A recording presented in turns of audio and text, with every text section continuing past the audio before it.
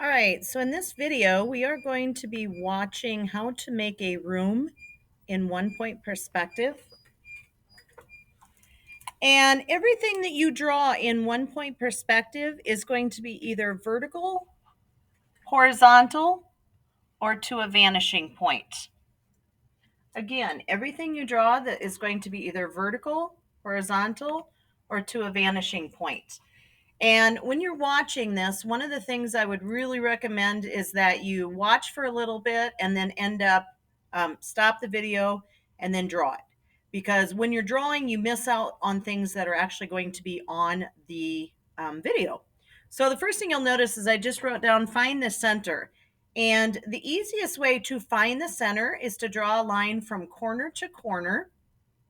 You don't have to. You could actually do a little guess and just say, okay, I think this is where the center is. But this actually is kind of beneficial because we're just going to build a rectangle around that center box. Okay, so the dot that we just put there is the vanishing point, which is why I wrote VP. And I am currently making, okay, the rectangle that goes around the vanishing point. This is going to be the back wall. And so if you were standing in a room and you just happen to look back, chances are good you're going to see that back wall. You're going to see the left side of the building and the right side of the building. And this is a good time to stop the video and go get to this point if you haven't already done so.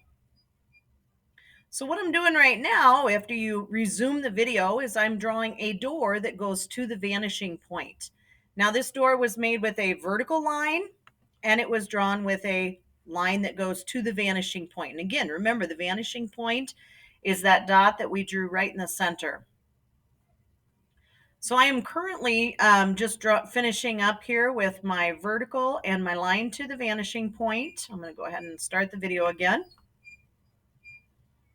All right, and that makes basically the height of the door. You'll notice that the height of this door is pretty large, and most doors, especially like in the school even, are pretty large for the most part. So keep that in mind. Now, what I'm going to do next is I'm drawing a frame that goes around the door, and all doors, all windows are going to have frames. That's part of the construction. And this frame is again lined up with the vanishing point, and it is vertical, straight up and down. Whether you put a doorknob on this or not really doesn't matter right now. Right now, we're just learning the basics of how to draw in one-point perspective. And again, I would stop this at this point, and I would get to the point where you have your door drawn with the frame, and then you can move on to the next part.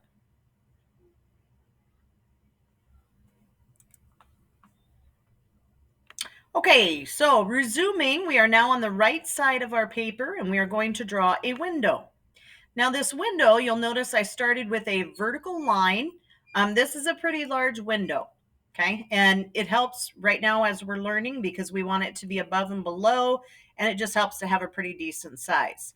So I'm gonna go ahead and start with this vertical, and the top and bottom of this window is actually going to go to the vanishing point. Now you do not have to draw the line the entire way. You can, it's just, you just would have a lot more erasing. So you can see I stopped before I hit that back wall, okay? And you'll notice that the size of the window, it's like big here, excuse me, let me get into the picture frame, big here, and then as it goes to the vanishing point, it gets smaller, okay? That is a clue that we have it done the right way, because if it's angling to the vanishing point, that's what happens. Okay, we're also gonna put a frame on it because all construction, in order to make it a nice solid, window, it's going to have some sort of a wood or metal frame. And again, this is a good time to stop this. You can stop it, you can do your window with your frame, and then we'll resume here after you're done.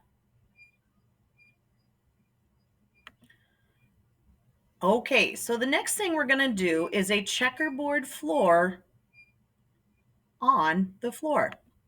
So I'm going to stop that right about there. Okay, so what you can see is on that back floor where it hits the back wall, okay, the back floor where it hits the wall, I have put 1, 2, 3, 4, 5, 6, about 7 dots. 7 to 8 dots. If you did more, it just means you're going to have smaller checkerboard. If you did less, you're going to have great big checkerboard. So for practice in the class, I'm going to ask you to do approximately 7 to 8 dots. And I would, yes, put them actually on that back wall, because you'll see in the next step, that's going to lead us into how to do the floor planks that will lead us then into checkerboard. So you can stop the video, you can do that. And then we'll resume when you're to that point. Okay, so for this next step, I am going to draw the floorboards.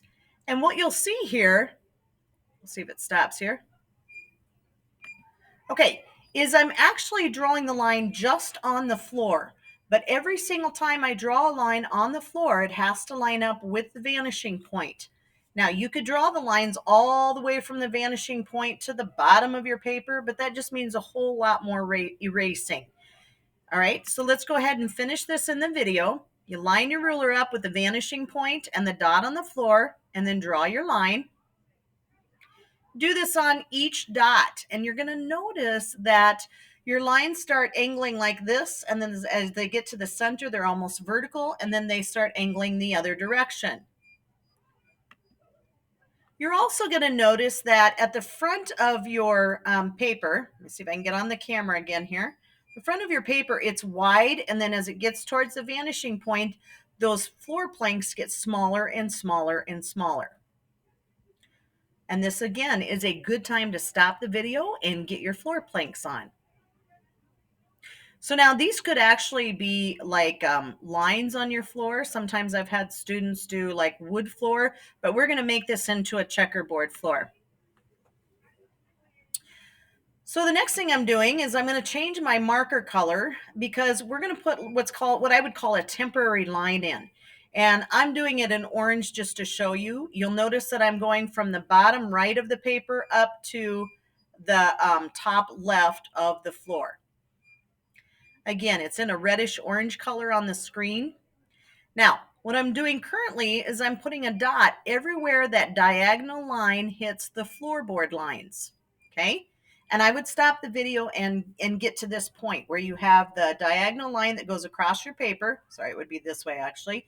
And then you put the dots on the floorboard line wherever that diagonal line goes through those. Okay, so now what we're going to do is we're going to draw a horizontal line everywhere I put a dot, everywhere that diagonal line goes through the floorboard lines. You can see this first one. I just line up my ruler so it is going straight across the paper horizontally, and I draw the line. I just put my marker on the second line to show you that that's where the next line goes.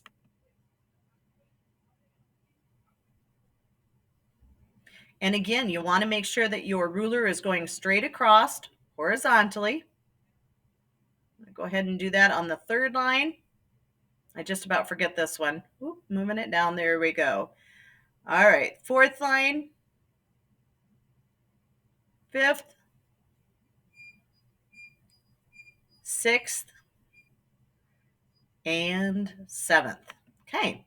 And there you go. Now we have a checkerboard pattern that would be on the floor. So this is the first part of our room, learning how to do it. And actually from this point on, you know the basics of how to draw everything. And just as a reminder, when you're doing 1-point perspective, everything is straight up and down, straight across, or it goes to the vanishing point. Okay. And everything you have currently drawn, door, window, and checkerboard floor, is doing just that. It's vertical, it's horizontal, or it's going to the vanishing point. You know the very basics of how to draw your room. The next thing you're going to do is you're going to decide on how you want to do your actual room. What I'm showing you here in the video is that the checkerboard, the floors are bigger as they're towards the bottom of the paper, and they get smaller as they go back towards the vanishing point. Okay, that's the basics. As we start our final and the next tomorrow, then you're going to kind of venture off onto your own ideas. So we'll stop the video and you may go ahead and finish it up. Anything you need to do yet?